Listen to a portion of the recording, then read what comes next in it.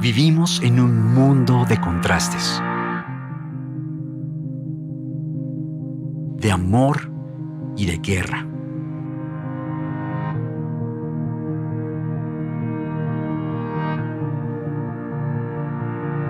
De unión y de separación. De arraigo a nuestra tierra y desplazamiento.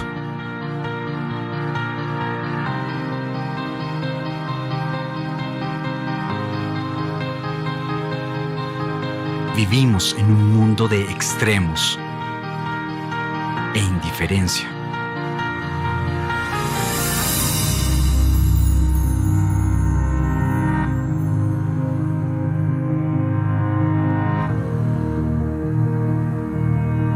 Dios sí habla de política.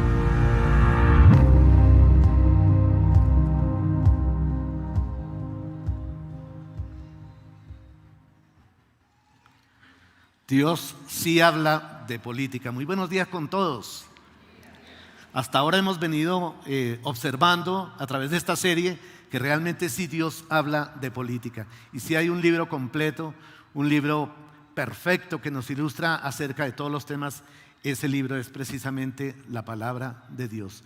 Pero el video termina diciendo cómo sería si Jesús viviera en un mundo polarizado. Y cuando nos vamos a la historia, cuando vemos los evangelios, nos damos cuenta que realmente Jesús vivió en un mundo polarizado. Estaba el imperio romano, cada vez más avasallador, con una sed de poder increíble, arrasando. Habían otros pueblos también. Los mismos hebreos estaban divididos. Estaban los fariseos, los escribas, varios grupos entre los mismos hebreos, y Jesús estaba ahí en medio de esto. Pero asimismo, desde el inicio de la civilización, todos los cargos de poder y todos los cargos de liderazgo que el hombre ostentaba, su idea principal, su objetivo principal era defender los pueblos. Los mismos reyes estaban al frente de batalla con los pueblos, peleando por sus pueblos. Pero esto tristemente, obviamente, fue decayendo y se convirtió fue solamente en el deseo del hombre por seguir sus propios intereses. El ser humano perdió ese norte y se dedicó fue a seguir sus propios intereses. Y Jesús nos habla un poco de esto en Mateo 15, capítulo 15, versículo 18 al 20. Nos dice: pero si la gente dice cosas malas, es porque es mala y siempre está pensando en lo malo, en cómo matar, en cómo ser infieles en el matrimonio, en cómo hacer cosas indecentes, o en cómo robar o insultar a otras personas y mentir. A Dios no le agrada que la gente así lo alabe, pero cualquiera puede alabar a Dios aunque coma sin lavarse las manos. Y podemos nuevamente ver cómo Jesús está hablando acerca del corazón humano, cómo los intereses podían más que su deber. Ahora, podemos pensar, eso está bien para el pueblo romano, pensar en el poder y en el dominio del poder y en los intereses propios que pueda rescatar. Pero Jesús y los discípulos, y esta mañana quisiera que viéramos referente a esto que sí pasó, que sí se dio. Yo siempre digo, yo hubiera sido Jesucristo, yo no hubiera escogido a estos 12 sinvergüenzas. Gracias a Dios que yo no fui Jesucristo, porque gracias a estos grandes hombres hoy en día estamos aquí y la iglesia se ha levantado. Así es de que quisiera que fuéramos a Marcos capítulo 10 y viéramos de qué manera sucedió esto y de qué manera el corazón humano está involucrado en esto. En primer lugar, yo quisiera que viéramos un corazón egoísta. Un corazón egoísta. ¿Es egoísta el corazón del hombre? Sí, ¿verdad? Vemos que sí. En el capítulo 10, a partir del versículo 35, vemos lo siguiente: se le acercaron a Jacobo y a Juan, hijos de Zebedeo, Maestro, le dijeron, queremos que nos concedas lo que te vamos a pedir. ¿Qué quieren que haga por ustedes? Concédenos que en tu glorioso reino uno de nosotros se siente a tu derecha y el otro a la izquierda. ¿Qué tal esa petición? No querían nada, ¿no? No querían nada de ellos. Y podemos ver entonces cómo Jesús, capítulos anteriores o momentos anterior, por tercera vez les estaba explicando, les estaba narrando lo que sería el camino a la cruz. Pero esta vez Jesucristo hace nuevas revelaciones. Incluso les dice que Él iba a ser condenado a través de un juicio y que también iba a ser humillado, iba a ser escupido y iba a ser latigado. Tremenda revelación que les estaba haciendo. Pero los discípulos, lejos de estar pensando en lo que sería esa agonía que Jesucristo iba a sufrir, ellos estaban pensando en sus propios intereses. Y esto me acuerda de una ilustración, algo que escuché de un hombre neoyorquino que conoce a un indio de una reserva indígena y le hace la invitación para que fuera a Nueva York a conocer esa gran ciudad.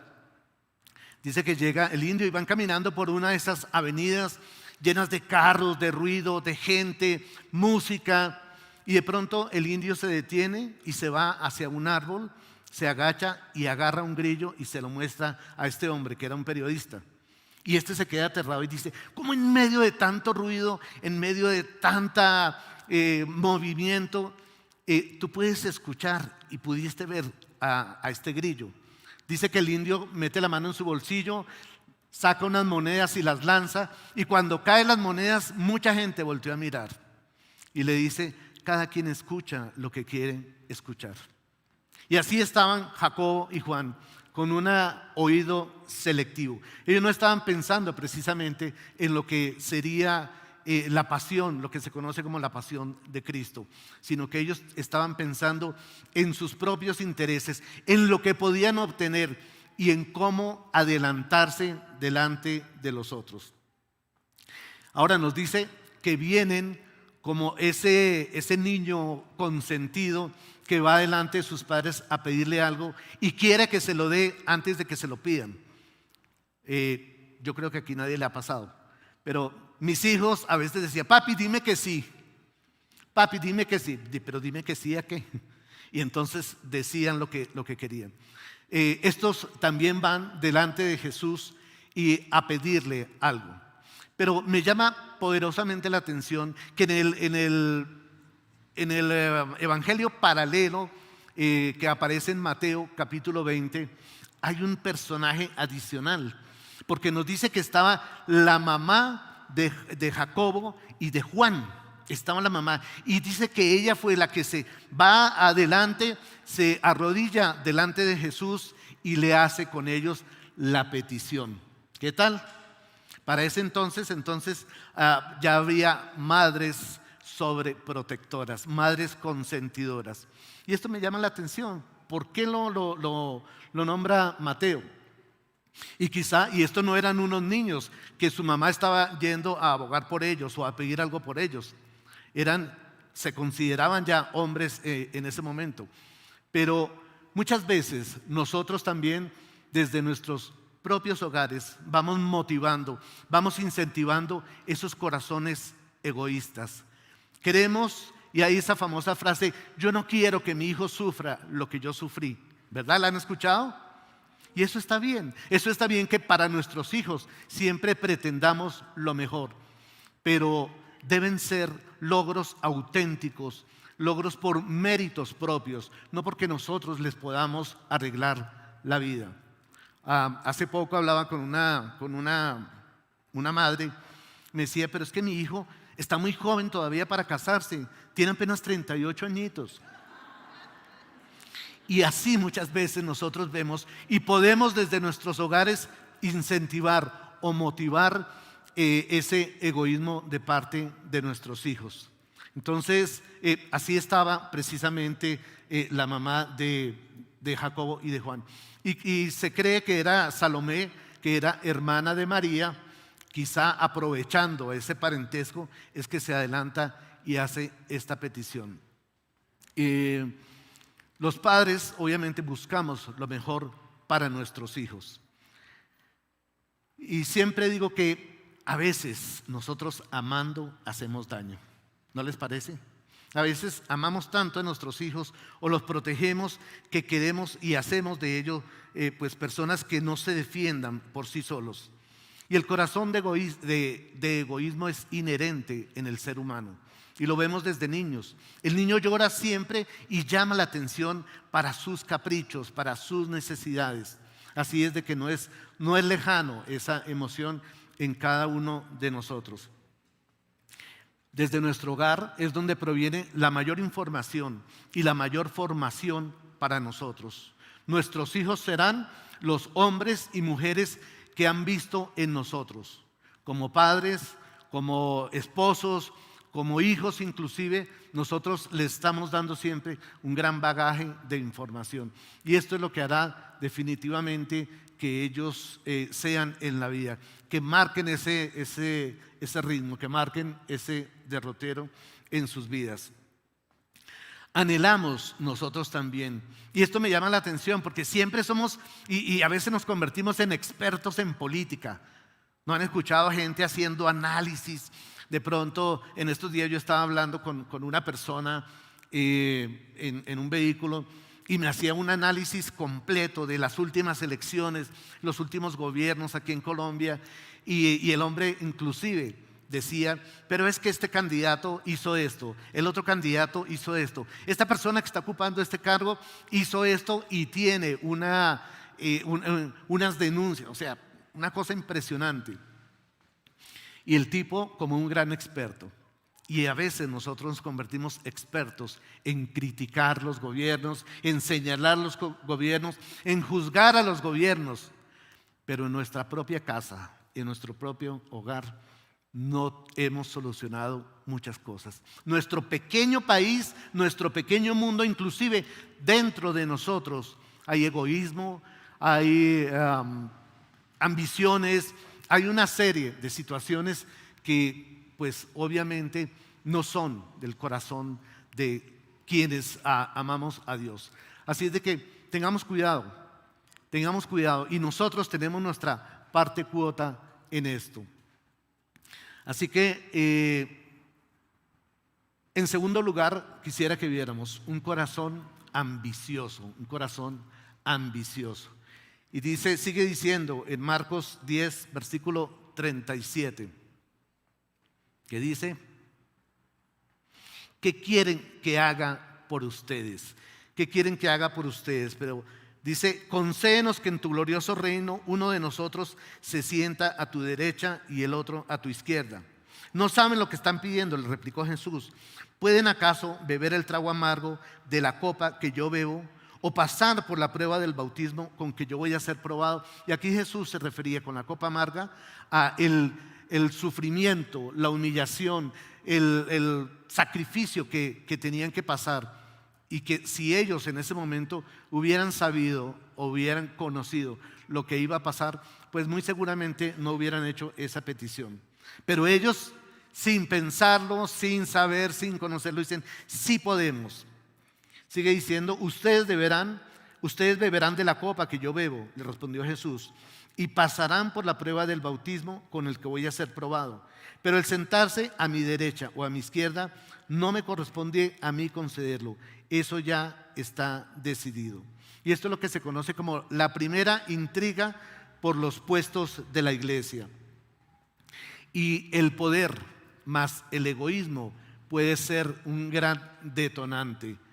En 1887, el historiador, político y escritor inglés Lord Acton escribió una frase que se hizo muy famosa. Él escribió y dijo, el poder corrompe y el poder absoluto corrompe absolutamente. ¿Qué les parece? El poder corrompe y el poder absoluto corrompe absolutamente. Como que hay entre más grado de poder, más grado de torcernos, más grado de hacer las cosas indebidas. Y esto provocó una serie de estudios, una serie de investigaciones. Incluso en la Universidad de Stanford se hizo una prueba que me llamó mucho la atención. Dice que agarraron a 24 estudiantes, los contrataron pagándole y aleatoriamente a unos los pusieron como guardas y a otros los pusieron como prisioneros. Y dice que a los 2 días, ya los guardias estaban violentando y abusando a los prisioneros. A la semana el experimento ya se había salido de control y tuvieron que anularlo. Imagínense, estudiantes, y siendo un experimento, se tomaron el poder y su corazón reveló esto. Y precisamente después de muchos estudios, después de otras investigaciones, lograron otra expresión, o lograron decir esta frase: el poder no cambia a las personas, solo revela lo que verdaderamente son. Así lo resumieron. Y cuando nosotros vemos nuevamente en la historia, vemos incluso en la historia de nuestro país, en la historia misma de nosotros, podemos ver que esta máxima se cumple. No es el poder lo que daña al hombre, no es el poder lo que lo corrompe, sino es lo que tenemos en el corazón. Y así ha sido a través de la historia. Pero Jacobo y Juan, como dijimos anteriormente, estaban pensando era en sus propios intereses. Y ellos dijeron: concédenos que en tu glorioso reino nosotros estemos a la izquierda y a la derecha. Y decir a la izquierda, a la derecha, significaba ser los hombres de confianza, significaba ser los segundos al mando. Quizá ellos se imaginaban un reino como los que conocían, un reino donde no tuvieran que sufrir, donde no tuvieran que pasar lo que ellos venían atravesando. Pero su mente era precisamente en eso, en lo que ellos podían obtener. Y Jesús tiene que corregir este enunciado o esta idea que ellos tenían sobre este reino. Y entonces Jesús les dice precisamente,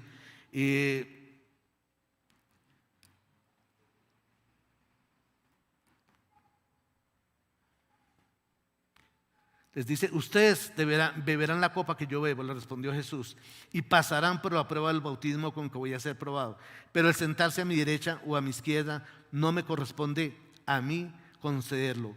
No era Jesús el que iba a conceder esta derecha o esta izquierda.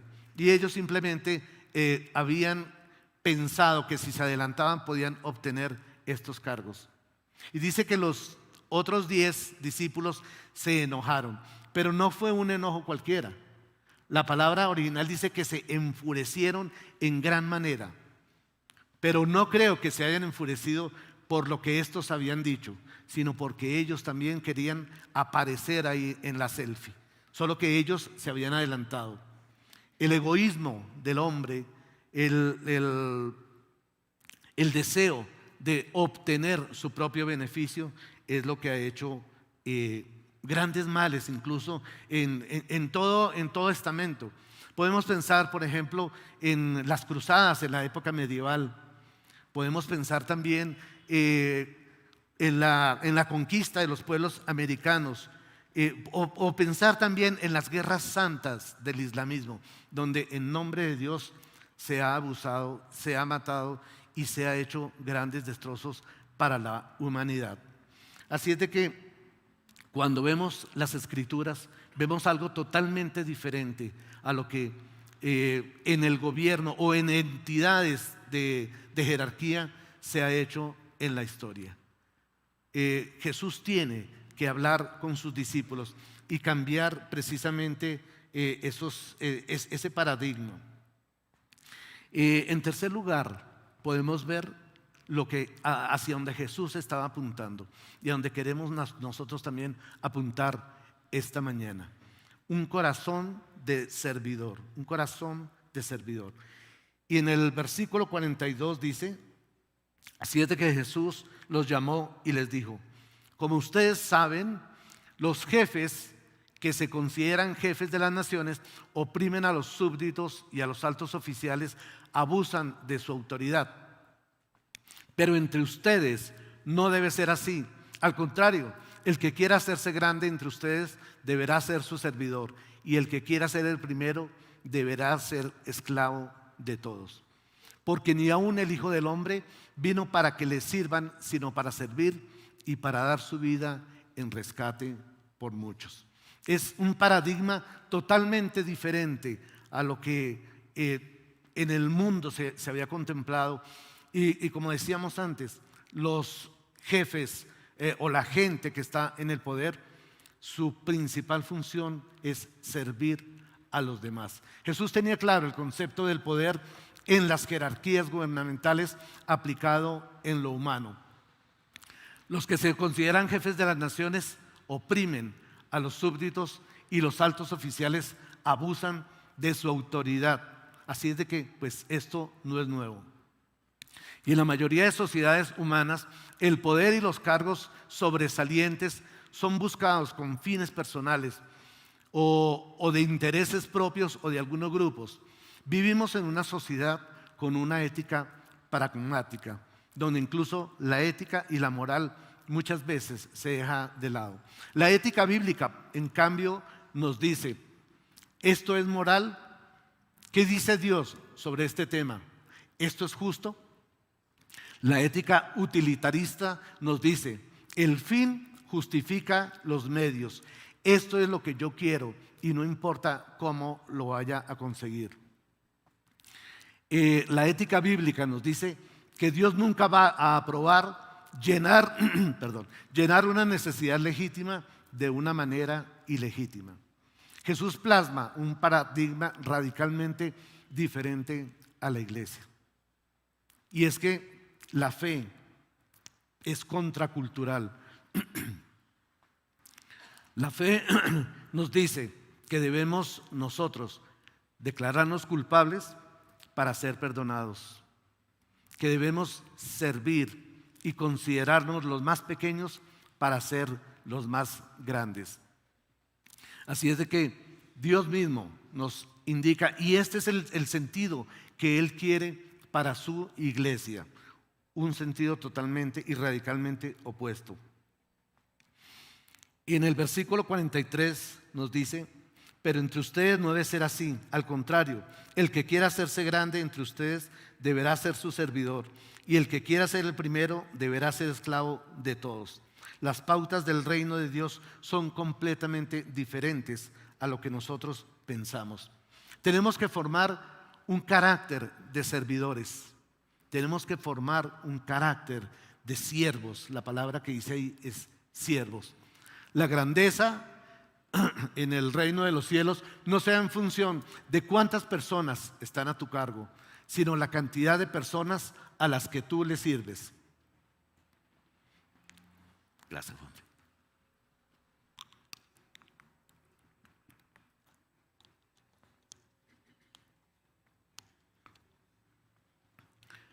Nuevamente, la grandeza no se da en función de cuántas personas están a tu cargo, sino por la cantidad de personas a las que tú sirves.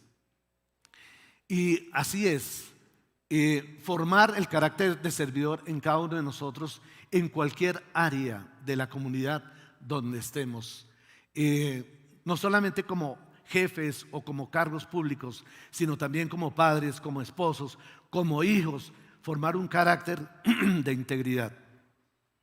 El carácter nos hace actuar, o el carácter determina lo que piensas, y lo que piensas determina lo que haces. Así es de que si tenemos un carácter de siervo, si tenemos un carácter de servidores, pues obviamente vamos a actuar en forma diferente. Dice en Proverbios 23:7, dice que así como piensan, así es Él. Así como pensamos, así nosotros actuamos. Es decir, que lo que hay en nuestro corazón es lo que va a detonar la forma en que nosotros sirvamos. Y entre más cargo o entre más poder tengamos, más servidores y más espíritu de servicio debemos tener. No importan los cargos, no importan los títulos, no importan los estamentos donde nosotros estemos, sino el corazón con el que nosotros podamos servir allí. Es lo que va a quedar en la imagen de los demás. Es lo que va a hablar a los demás de ese Dios que dejó los cielos, que vino a la tierra y que se entregó por nosotros. Gracias a Dios a que después de la cruz, después de lo que sucedió con Jesús y después de que vino el Espíritu Santo, estos grandes hombres pudieron entender realmente cuál era el reino de los cielos. Ya no les interesaba el poder que es de un reino diferente, sino que se entregaron, y muchos entregaron su vida. De hecho, Jacobo fue matado a espada de parte de Herodes. Dos palabras importantes nos dice este versículo: servir y dar. Jesús vino a servir y dio su vida. ¿Cómo está nuestro servicio en todo lo que nosotros hacemos? ¿Qué estamos dando? ¿Estamos dando lo mejor de nosotros? ¿Estamos dando nuestra mejor versión? ¿Hasta dónde estamos llamados nosotros a servir? Servir en la familia nuevamente, servir en la comunidad, servir en cualquier instancia donde nosotros podamos estar. Debemos nosotros cambiar nuestro corazón, cambiarlo a un corazón de integridad diametralmente opuesto a lo que la sociedad exige. Quisiera finalizar con la siguiente conclusión. El poder y la autoridad no deben ser usadas para satisfacer necesidades personales, sino para ponerlas al servicio de otros bajo las pautas del reino de Dios. Jesús vino humildemente a enseñar un modelo de liderazgo basado en el servicio y el amor, entregando su vida. Él no esperó nada a cambio, no abusó de su poder y no pasó por encima de nadie. Formemos un carácter de servicio que sea evidente en cualquier rol que desempeñemos y vivamos de una manera digna de aquel quien es nuestro máximo gobernante. Dios sí habla de política, pero más que hablar de política, habla del corazón del hombre, de lo que Él desea para nosotros, del legado que nosotros vayamos a dejar en este mundo. Quiero invitarles a orar, por favor. Señor Padre, damos las gracias por este día.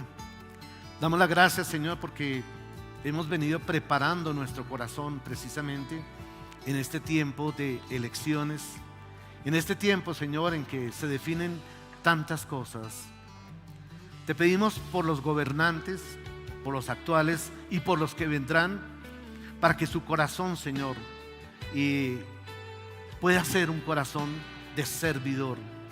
Realmente, como su nombre lo dice, servidor público. Pedimos por estos hombres, por estas mujeres que ostentarán después de las elecciones unos cargos, un poder.